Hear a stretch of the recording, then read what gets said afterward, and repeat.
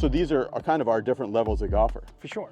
Beginner, starting to get it, actually playing okay, and now we're getting really good. For sure. That's awesome. Hey everybody, thanks for watching. I have Andreas. How's it going? It's going well, Brendan. How are you? He is the hottest coach, the hottest like rising star coach in Europe. And now he's here in California. He's doing a 2-day seminar here in Costa Mesa for a bunch of other coaches, teaching his system. But before we get into the weeds of it, I wanted to get into like, okay, if someone's a beginner golfer, they've never picked up a club before, they've seen people hit the ball straight and they have this desire to be like, okay, there's the target. What are some of the concepts you'd like people to understand about golf? And then also, what do you like to have people start to do to start having some kind of a game? Well, thanks. I think the most important thing we always talk about to start with is I'll let people know how these clubs are supposed to move. Yeah. Because I don't think that's very intuitive to people. I think, first of all, try to get them to understand that we're playing golf and swinging the club, we're swinging it at an angle. Okay. Which means that the clubs are not built vertical. Right. They're not horizontal, they're angled. Stand to the side of the ball. You stand to the side of the ball, everything's kind of angled, right? Like the club is tilted like this, we're tilted over, there's no straight lines in golf. Mm-hmm. However, I think intuitively people think that the club should swing on a straight line, mm-hmm. which would only make sense if the club was actually on a 90-degree angle. Right.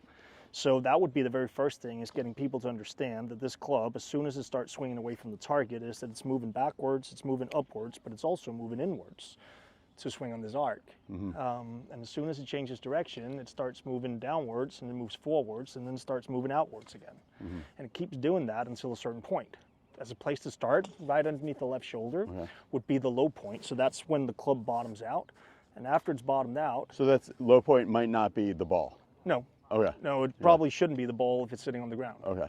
So that's another concept. Exactly, it's right? Not just the ball. No. Yeah, right. Exactly. Yeah. So that would be underneath the left shoulder, and after the left shoulder, the club then starts to move forwards and upwards and then inwards again. Mm-hmm. So getting people to understand that this thing is at an angle and we're swinging the club on an angle is so the that's very the first thing. idea of like the plane or like the roof of a house. Exactly, like right? Okay. The roof of a house is a really good analogy. Yeah. A plane's a really good analogy. I might use pictures just to show people like how this club moves. Yeah. And then I think the second part that's probably actually even more important after that is getting people to understand where the club is supposed to bottom out in the swing. Got people who are on grass range right here.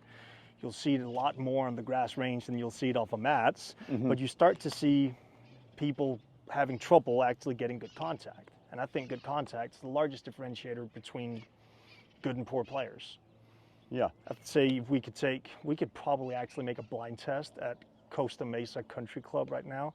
We could draw a line on the grass and we just have everybody make 10 swings on the line, and without seeing them swing, I think we could already see who's good at golf and who struggles. Let's try that right now. So if you put your club on the ground. Yep. So I'm going to make this line because Yep. I think this is a good concept for people that I've seen you do before. Yep. So there's the line. There's the line. There's a ball where? Here, Yeah, right? yeah. Let's put it there.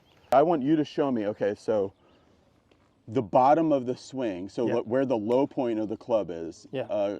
show me like 20 handicap, 10 handicap, 5 handicap, scratch, Tour Pro and beyond. Tour Pro and beyond. Yeah. I would say everybody who's any good at golf have their low point between, when the ball's on the ground, they probably have it between 1 to 4 inches in front of the golf ball. Okay. Now, if you have a really high-speed player, it might be further forward if they're hitting the ball low. So the low point for like a really great player could be all the way about here. Right over here. Yeah, exactly, right? Okay. And then if we start going backwards, Yes, sir. First of all, I'd say the consistency of that low point also defines a good player. So they would bottom out in the same spot over and over and over again in front of the golf ball. Right. Right? Whereas maybe like a good player, but not a tour player, might sometimes be here, sometimes be here. Yeah, exactly, right? Okay. It gets, Yeah. So let's just say their average low point is right here. And at times they'll bottom out here, and at times they might bottom out like right around the golf. All right, so then as we go in the levels. As soon as we start moving, I think the worse the player gets, the more that low point starts moving backwards. Mm-hmm. So I think we'll get around the golf ball to like most club golfers. Mm-hmm. And not only will, like on average, and then we'll have a low point that kind of gets a little scattered. So one shot might bottom out here, but one also might bottom out here. Right. Yeah. right? That's where you start getting your players who would actually prefer hitting from the semi-rough instead of hitting from the fairway. Sure. Yeah. I remember that. So yeah. they can get underneath it. Uh-huh. Right? And then the worse the player gets, I mean, I think we could find the poorest member at Costa Mesa Country Club if we just had people swing on this line. Mm-hmm. And who do you think that would be? Without looking at Yeah, them yeah. hit. That would duff, and it would either be fat or bounce Yeah, thin. or at least it would be the person basically who took the divot the furthest away from the target. Okay. I think that would be the club's worst player. Right. They would also probably be the player who enjoys hitting the ball at the very least. Yeah. Right? Less fun. Yeah, Yeah, it's not fun for to do sure. that. Yeah. So I think that as a standard is the most important thing, is that you can, like if you watch golf on TV, good players, I mean, it's rare that they hit the ball fat and thin. They might hit it crooked, but they're not hitting tops, they're not hitting doves, they don't do that. Right. They make good contact. So it sounds like you're changing the point of golf is maybe people are mistaking it. Beginners and a lot of really good players, they think the point of golf is to hit the golf ball. Yeah. But you're saying really the point of consistent golf is to hit a low point in a certain spot. For sure. Okay. And it's Can you say that in your own words, or is that? No, I think it's pretty good. Yeah. I would say it's controlling where the low point is with all clubs. Okay. So I think really, really good players, I think they swing the club pretty much in the same direction. They have the bottom of the plane pointing in the same direction throughout the bag, but they bottom out in different places. So if they're hitting a wedge and they want to hit it like a knockdown wedge, they're bottoming out really far forward on purpose. And the longer the clubs get, the further they move that low point They want to back. hit it higher, so they Exactly. They Okay. move the low point back. All of a sudden they can pick it if they want. If they want to hit it off a tee, they might even bottom out behind the golf ball and catch it as the club's moving upwards. So you'll see again, if you look at it, you'll see the very best players, they pretty much hit all the clubs the same height. So they hit it about, what is it, like 90 feet up in the air? Yeah, I've seen that gapping chart on TrackMan or whatever, and where it's like, even though the sand wedge, because it's closer to you, looks really high, but their 4-iron is actually about the same height. They're peaking at the same height, right? All the way through the bag. They're close enough, at least. That means that they're hitting their long clubs quite high, but they're hitting their short clubs quite low. Where, again, you'll see players who struggle with the game, they're hitting the short clubs really high, and the longer the clubs get, the lower they're hitting it. Gotcha. So it's first of all, it's managing, being consistent at where I'm bottoming out, and then afterwards starting to actually manage that and bottom out where I'd like to, depending on the club I'm hitting. So what's the first step that you like to see people if they've really you are mostly coaching elite players. Yeah. But like if you have somebody that comes from a really athletic family and you're like, oh, this is a young person or a person that maybe can finally get into golf, and you want them to start to understand the concept and do things, what do you have them do first? Well, we could draw down the line. Yeah. I'd see them hit. I'd see if it's a problem, the low point. It usually is if you're a beginner golfer. Sure. And then we'd have another conversation about what controls where the club hits the ground. Okay. So I would say, as a starting point, the two pieces that control where the club hits the ground is usually where's the weight in my pelvis. So if we just took like the zipper in my pants or my belt buckle, Sure. where is that at impact compared to my feet and compared to the golf ball? Now, there's a really high correlation between the more this is towards the target, the likelier the low point is to be in front of the golf ball towards the target. Good. Yeah. And on the other hand, the further this is back, the likelier the player is to bottom out before the golf ball. So that would be the very first place to look, that if the pelvis isn't forward enough, and what would be forward enough? I would say the pelvis is likely 4 to 5 inches towards the target from where it started. At impact. And if you want to use like a local reference, you'd say the zipper of the pants is pretty much over the left heel at impact. So if that's not forward enough, that'd be a place to start if people are having trouble hitting the ground in the right spot. Now, in general, like if you were handicapping people, Yeah. the same way you did with the line, and you were handicapping people to know, like, okay, more back here. What is the connection between how good a player is and how much on this leg they are when they're hitting the ball? They are on their lead leg earlier, the better they are. Oh, okay. So show the camera this way. Okay, so So that's, say that again, and then show us kind of the levels of golfer, because people love this stuff. yes. So again, you'd go to impact, you'd say the best players, they have their pelvis, basically the center of their pelvis sitting over their left heel at impact. So that's and as about far as their 4 to weight 5 inches. distribution at impact is? 95.5 Oh, wow. on their lead leg. Okay, so they're hitting off the lead leg. For sure. Yeah, okay, yeah. That's what controls it. Sure, okay. And then you'd say the worse the players get, you could find a correlation between how far that pelvis starts to move back. I think there's some really, really good players to look at for that. So you'd look at a player like Rory McIlroy, you'd look at Tommy Fleetwood, and you would, first of all, you'd look at them at impact and go, wow, they're really far forward at impact, but then you'd also start to see how early they get there. Really good place to look is actually from the rear view, is that most of those guys, they actually have their tailbone over their lead heel at the top of their backswing. Can you turn like you're hitting a shot that way? So you would say that they start moving as soon as that club begins to move towards the target. Yeah. They would begin to move their pelvis with it, so it starts moving towards the target here. That's cool. So it kind of goes together. Yeah. So they get their pelvis forward earlier, which is a high correlation between really good players. Okay. There's so many questions I have about that as far as like then sliding and other things that we'll talk about. Yeah. But to stay focused on beginners, so Yeah. what are some of the first shots you like to, ball contacts, or maybe it might even be making divots, or what do you like to see them do first? I don't mind starting people at impact. So if I say people, they say, okay, here's the point. We got, we want to hit the ball with a shaft that's leaning a little bit towards the target. We want to have 95% of our weight on our lead foot. Why don't we just start there?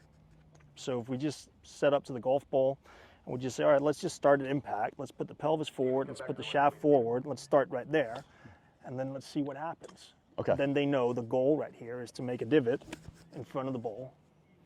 So the goal body-wise, the goal internally, body-wise, is to get on this side. For sure. And have the hands kind of up so you can make, and then the goal externally is to make the thing forward. For sure. Okay. So it's just kind of presetting everything there so they don't have to move around way too much to start with. Okay, cool. Then they at least have a chance. So then do you like put it on a little tee and have them try to hit the ball and or Not no? necessarily. So this is just like taking little scuffs out of the range. Yeah, I would say this would be my starting point. If they're struggling, Sure, yeah. there's no point in making the task harder than it already is, and then we can gotcha. start teeing it up. But to start with, I mean, if we just start there, then people would have a fighting chance. So let's try that. So I'll step in. Yeah. And so teach me as if I haven't played golf before, Yeah. and let's just have a live look into like one of your lessons in Denmark. So what would you have me do? I would say, first of all, I'd say, all right, we have to have, at impact, we have to have 95% of our weight on our lead foot. That means that the zipper of the pants need to be on the inside of the left heel. And on top of that, we need that shaft pretty much in line with the lead arm at impact. So put the shaft forward right there. Yep. Now, I would remove the ball to start with, put the club on the line. Club's on the line, and I'm 50-50. Yeah, exactly. Now, get the pelvis forward, get the shaft forward. There you go. Now show me a practice swing where you bottom out in front of the golf ball. There you go. Nice job. That would be, for me, that would be kind of the entry point to getting to hit a golf ball. Okay. Right? Yeah. It's almost like I'm training my dog at home, right? You do it right, you get a treat. Okay, right. In your case, you get a golf ball. Get it. So let's try and do gotcha, this gotcha. with a ball. Let's see what happens. Well, I'm gonna try and do the exact thing that I just did there. Let's do that. So I'm gonna go here. Yep. 95 there, but Yep. and I'm bringing the shaft with me Yep, in for line. sure. Yep. Yep. So it's a little low and everything, but it was contact. Yeah. And I would say now you have a chance. Okay. Okay. Now you could actually go play like this and enjoy the game. I feel like people, if they did that, Yep. it would give them a chance. But I feel like if I just follow your instructions, I am hitting down so Perfectly hard on fine. it. Because that's because there's more than just the pelvis. Okay, gotcha. There's also my upper body, right? So if I look at the center of my chest, where is that in relation to my pelvis has a huge effect on how this golf club travels coming into impact. Okay. Okay. So if we look at it and look at it from this side, Oh yes. you would almost say, okay, I'm going to put a club right here on the center of my chest, the center of my pelvis right here. And where these 2 points are in relation to each other has a huge impact on how this club travels into the golf ball. Now, if I took both of these centers, like you did right here, and you put the center of your pelvis forward, but you also actually put the center of your chest forward. So the lines would be heel, Yeah. zipper and sternum, it's everything's all on one top line. of each Yeah, other, right? This club is going to be traveling too much from up to down coming into the golf ball, and it's going to get fairly steep. Yeah. Now, the part that shallows this club out as it comes into the ball and makes it brush the ground better, Instead of going just super going, into the ground like this, but actually makes it go. Exactly. Is actually I want to keep the center of my chest pretty much in between my feet with the center of my pelvis forward. That creates a side bend to the right. But the side bend to the right came more from the pelvis moving forward than the player actually side bending to his right. So if the first task is to hit a shot like I did, where I'm hitting the ball and then I'm hitting the ground on that side, is this where you go next to start to so get that divot a little? I would say always steeper before shallow. For the players that I coach, at least, as soon as they hit one ball fat or thin, they're going like, I ain't doing that, right? So I'd rather bring the window down, have it a little bit lower, have the divot a little bit larger, and then we can shallow out that divot and get the launch angle up in the air. Because you'd rather have someone start off steeper and with it more forward, because at least you'll hit the ball before the golf ball, before the earth ball. For sure, right? Yeah. So, but as soon as I start moving that center of my pelvis in front of the center of my chest, all of a sudden I can start to create a rise angle to this club that'll actually start, even though I'm bottoming out in front of the golf ball, I'm just barely brushing the ground now. You see that? Yeah. I'm not going like and that what's so interesting, because you were talking about how tour pros, if they have this line here, that low point is really consistent, and I can see that if I'm 95% here early, then the golf swing really is not as moving as you would think from here to. It's basically I'm in my spot and I'm putting the flick on it, and then exactly. Okay, that's cool. So let's try to hit one more. So this one I went. Low point was very good. Yeah. But I really took out a lot of California. Yeah, you did. Doing it. Yeah. You did. So let's do one more time. Let's do one more practice swing. Okay. Let's do the setup the same way we did, but let's try and keep our head in place. So we're going to be here, and now I'm going to take my zipper forward. Over my left heel. Yep. There you go. And then get the handle forward. There you go. Oh, that's got to come with me. Yep. Okay. There you go. Now let's take a practice swing again. So now my sternum is okay. Now I'm going to feel the side bend to the right. Mm-hmm. Okay, I hit the grass, but it didn't take a divot. No, I like it. Okay. Oh, that's okay? Yeah. I wouldn't mind if you set up a little bit wider, take that right foot a little bit further to the right. There you go. Like that? Yeah. Like a 3-wood stance or something? Okay. No, I think that's a 7-iron. Okay, good. There. There you go, beautiful. So we got this, this. I like it. And take a divot. Yep. See how it shallowed out? It did, yeah. So now we can see the root's still here. We didn't go all the way down to the greenkeeper's going to be happier with that one. Yes. So let's try and do that, and let's hit a golf ball again. Oh boy. Same feel. So these lines are all like this to start. Yep. And the club is right there. Now I'm going to go, chest stays here, that goes there, but the club comes with forward. it. There you go, beautiful. Now just hit it. Yep. It's all right. Yeah, it was a good shot, straight shot. Yep. So basically what we're doing is taking the beginning golfer from, if sight unseen, they might do this behind this line. Yeah, for sure. And then Andreas got me to, without a ball, do this one here. Yep. And that was just by shifting my lower center and my upper center to the left. Yes. And then I got lower center, upper center left, and I actually tried it with a ball. Big success, but very deep. Yep. Finally, now we have this tee. Yep. And we can see ball, and it was gone. And look, it lines up right with our little Tour Pro thing here. Yep.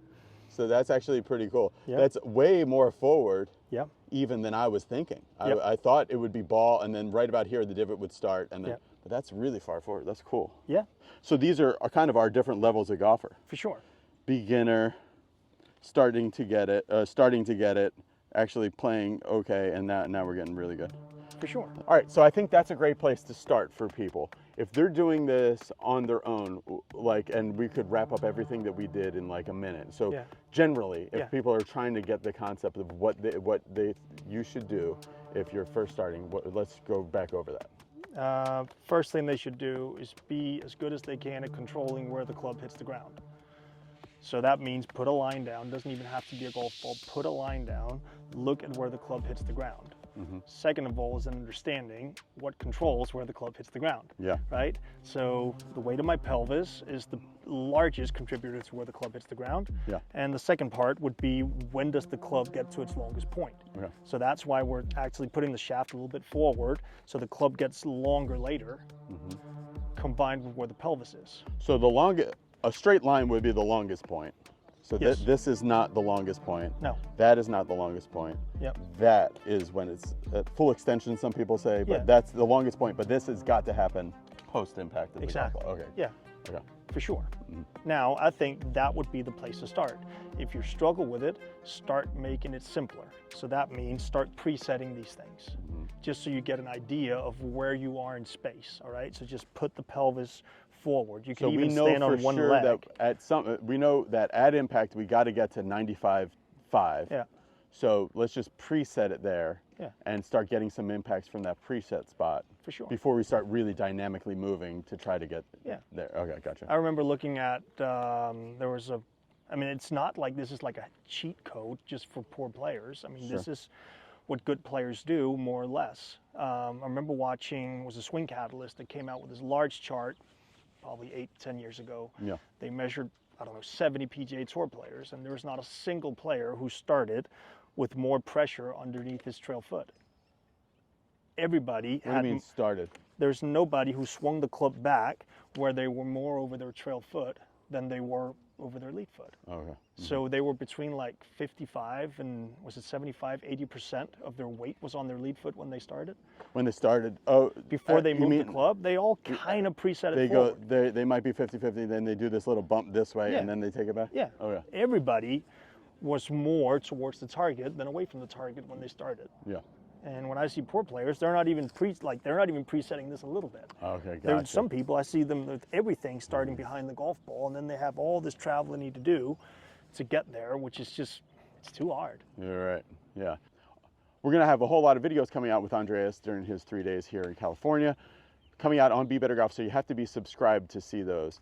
Also, helping us get Andreas to California was Hack Motion. So we're going to be doing some videos with Hack Motion, but if you go to bebettergolf.net/hackmotion, you'll see this device that I really like, and we're going to be showing kind of the ins and outs of when this gets to full extension and what's happening with the wrist. So if you want to get that at a discount, go to hackmotion.com/bebettergolf.